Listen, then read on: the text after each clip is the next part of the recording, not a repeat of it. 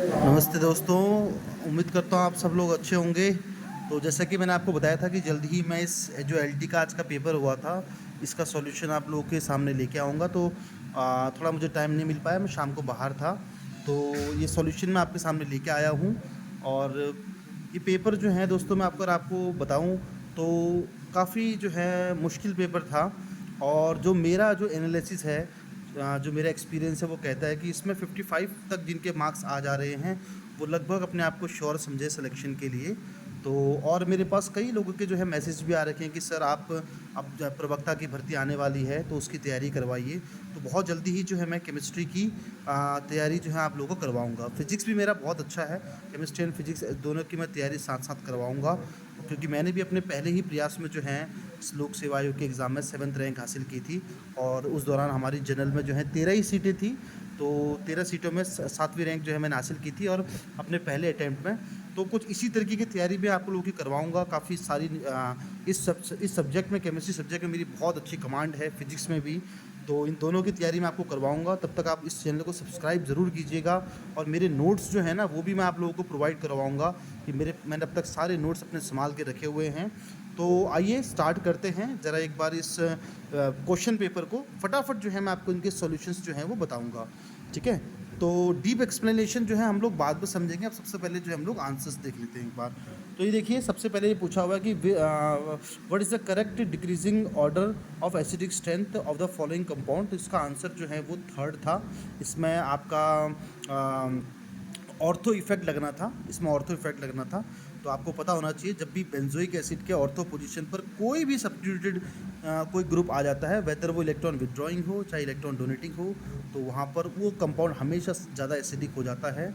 ये out of plane चले जाएगा, जिस वजह से इसका एसिडिक स्ट्रेंथ बढ़ जाएगा। तो सबसे ज़्यादा एसिडिक स्ट्रेंथ सेकंड का होगा, उसके बाद फर्स्ट का, फिर थर्ड का, और फिर फोर्थ का। तो इसका आंसर ये था 54 का। उसके बाद देखिए आगे, आइए आगे बढ़ते हैं। 56 जो है, ये cumulative frequency curve is all called ogive. इसका आंसर है बी। और 58 जो है क्वेश्चन, उसका आंसर जो है सी है।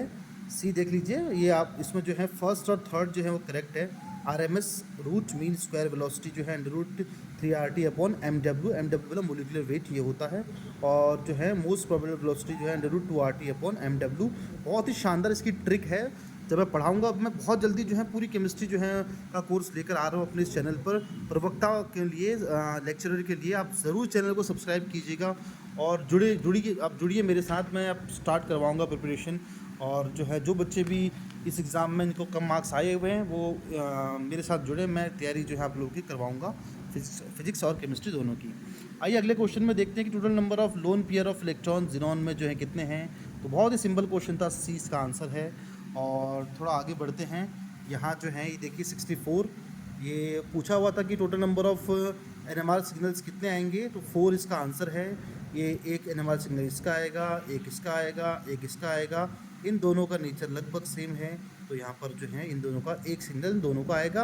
1 2 3 4, 4 इसका आंसर है। आगे देखते हैं, तो आगे बढ़ते हैं। तो इसके बाद ये IUPAC नेम पूछा हुआ था, निहायती ईजी, निहायती ईजी। तो मैंने अपनी वाइफ को भी ये केमिस्ट्री जो है पढ़ाई थी। तो वो भी काफ़ी क्वेश्चन जो है उसके सही हो रखे हैं। तो इसमें देखिए इसका आंसर डी होगा। बहुत ही इजी क्वेश्चन है ये। इसमें जब भी क्या आता है कि ऐसे कॉम्प्लेक्स जब भी आते हैं, डबल के कॉम्प्लेक्स होते हैं, पहला वाला पॉजिटिव रहता है, ट्रिक है, दूसरा वाला नेगेटिव रहेगा। आंख बंद कर कर, पहला पॉजिटिव दूसरा नेगेटिव। तो नेगेटिव है तो सेकंड प्लेटिनेट आएगा, और प्लेटिनेट यहाँ ऑप्शन में दिख रहा है आपको। तो ये डी आंसर ये हो जाएगा। बाकी डीप एक्सप्लेनेशन बाद में समझेंगे। 70 जो क्वेश्चन था उसका सी आंसर है। ट्रिपल पॉइंट इसको बोलते हैं वाटर का, ठीक है। इस कंडीशन में ट्रिपल पॉइंट ऑफ वाटर ही रहता है।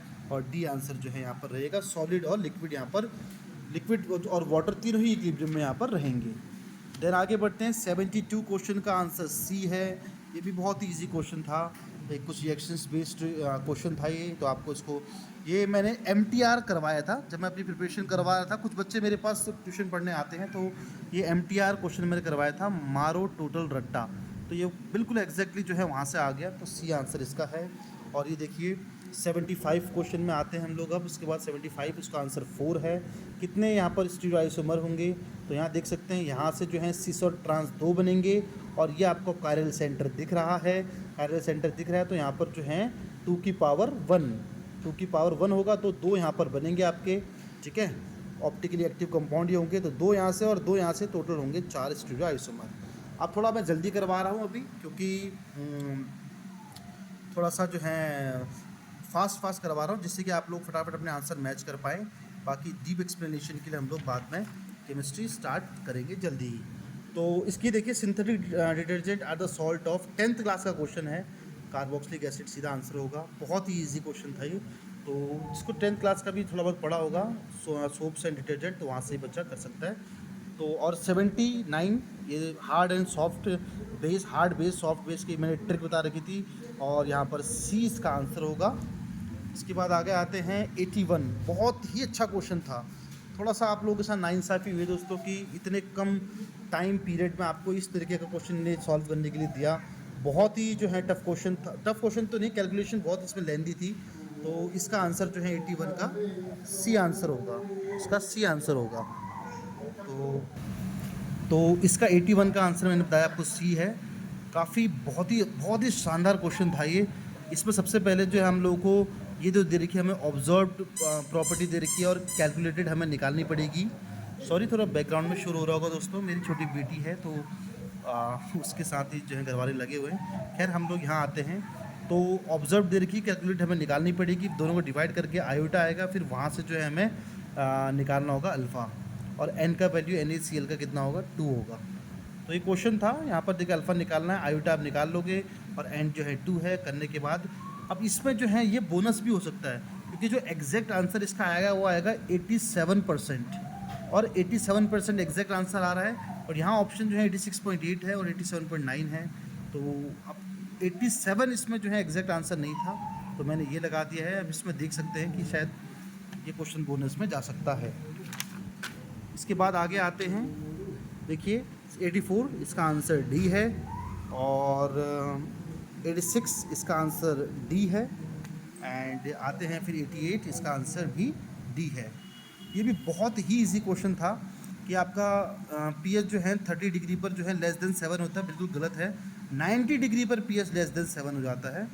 तो ये था इसमें, और बिल्कुल सही है कि टेम्परेचर बढ़ाने पर जो है वाटर का जो डिस्ट्रीब्यूशन है वो बढ़ जाता है। तो ए फॉल्स है, डी आर जो है वो राइट है, तो इसका आंसर होगा डी।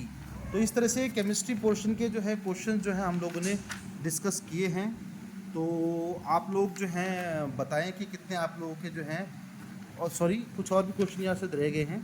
ये देखिए 96 इसका आंसर ए होगा, सॉरी यस ए, आयोडाइड। इसकी बॉन्ड स्ट्रेंथ सबसे वीक है, आराम से टूट जाएगा, तो इसकी रिएक्टिविटी ज़्यादा होगी, फिर यहाँ कम, और ये बॉन्ड बहुत स्ट्रांग होगा, टूटेगा नहीं, तो इसलिए इसकी रिएक्टिविटी सबसे कम होगी। तो ए आंसर है इसका। और आगे जो है एक ये हम लोग इसका आ जाते हैं, 99 का आंसर बी है। तो लगभग जो है मेरे ख्याल से हम लोगों ने सारे डिस्कस कर ही लिए हैं। तो आप लोग अब बताइए कि कितने आप लोगों के मार्क्स आए हैं। और अगर देखिए दोस्तों, इसमें अगर किसी के 55 तक मार्क्स आ जाते हैं तो समझ लीजिए आपका सिलेक्शन जो है वो श्योर है। तो चैनल को सब्सक्राइब कीजिए, जल्दी ही मैं केमिस्ट्री की जो है पूरी की पूरी प्रिपरेशन आपको करवाऊँगा। और तब तक आप लोग सेफ रहिए, सुरक्षित रहिए। जय हिंद, जय भारत।